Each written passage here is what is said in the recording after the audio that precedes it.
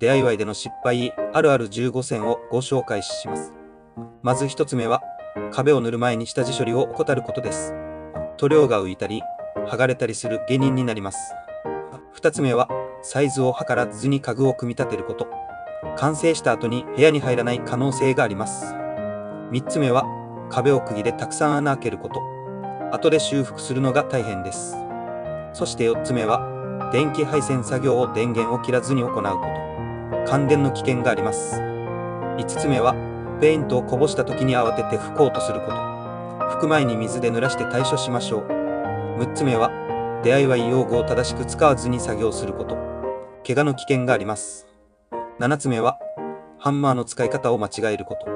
素早く正確に叩きましょう。8つ目は、水回りを修理するときに必要な工具を準備していないこと。作業が中断される可能性があります。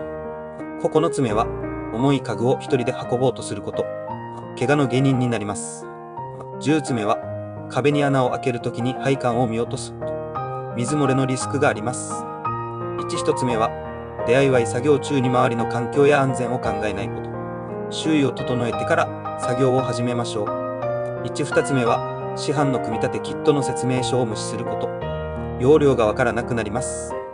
3つ目は、カッテング作業をするときに安全対策を怠ること。怪我をする可能性があります。4つ目は、壁を穴開けるときに電気配線や配管を傷つけること。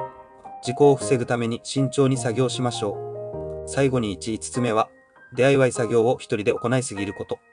助けを求めることでより安全かつ効果的に作業を進めることができます。